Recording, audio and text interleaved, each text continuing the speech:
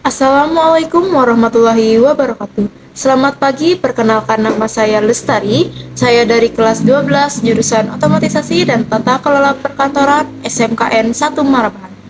Di video kali ini, saya akan menceritakan salah satu kronologi terjadinya pelanggaran HAM berat yang rupanya sudah mulai dilupakan oleh anak-anak muda di Indonesia.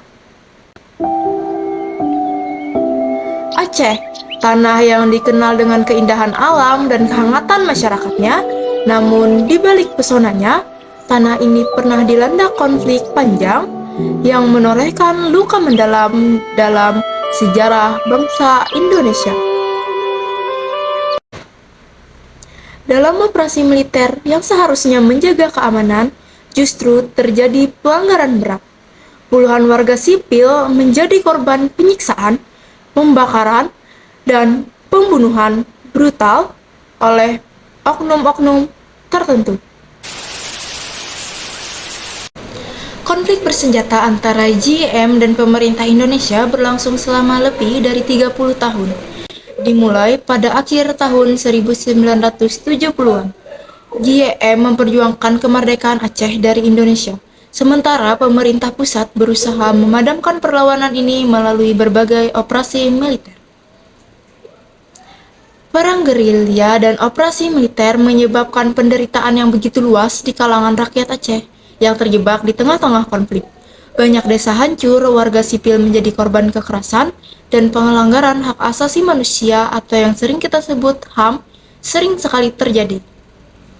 Pada tahun 2003, situasi di Aceh semakin memanas setelah Presiden Megawati Soekarno Putri melakukan darurat militer yang meningkatkan intensitas operasi militer terhadap JEM. Dalam kondisi ini terjadi berbagai kekerasan yang merugikan rakyat sipil. Salah satunya adalah peristiwa Jambok Kepok.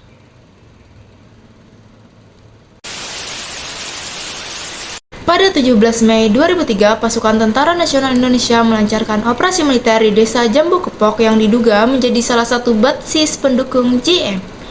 Tentara mengepung desa dan menangkap sejumlah pria yang diduga memiliki hubungan dengan JEM. Beberapa di antaranya diperlakukan dengan sangat brutal, bahkan tanpa melalui proses hukum yang adil. Sebanyak 16 orang pria dari desa tersebut dibunuh dengan cara yang sangat keji.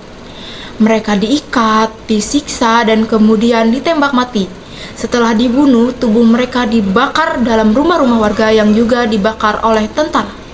Aksi ini bukan hanya menghilangkan nyawa para korban, tetapi juga menghancurkan rumah dan harta benda mereka, meninggalkan trauma mendalam bagi keluarga korban dan masyarakat yang selamat.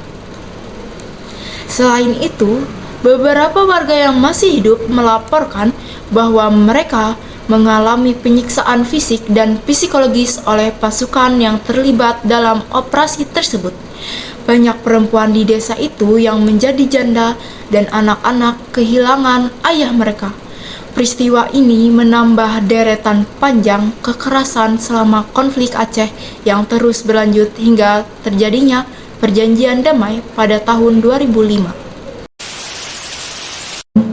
Peristiwa Jembok Kepok tidak hanya meninggalkan luka fisik dan psikologis bagi para korban dan keluarga mereka, tetapi juga mempertegas kenyataan pahit bahwa banyak sekali korban konflik di Aceh adalah warga sipil yang tidak terlibat langsung dalam pertempuran.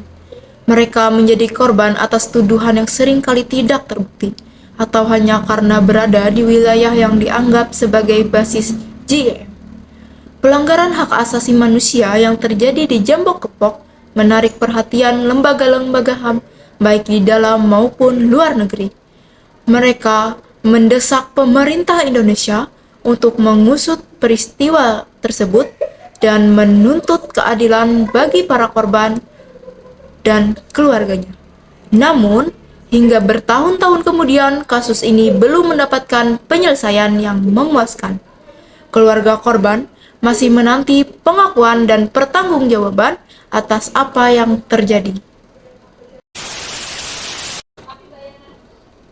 Peristiwa Jempo Kepok menjadi salah satu simbol penderitaan rakyat Aceh selama konflik yang berlangsung puluhan tahun. Tragedi ini mengingatkan kita pada pentingnya menghormati hak asasi manusia, terutama dalam situasi konflik. Meskipun kini Aceh telah damai melalui perjanjian Helsinki pada 2005 yang mengakhiri konflik antara GM dan pemerintah Indonesia, luka-luka dari peristiwa seperti Jempo Kepok masih belum sepenuhnya sembuh. Harapan masyarakat Aceh, terutama para korban dan keluarga mereka, adalah agar peristiwa ini tidak dilupakan dan ada keadilan bagi mereka yang menjadi korban.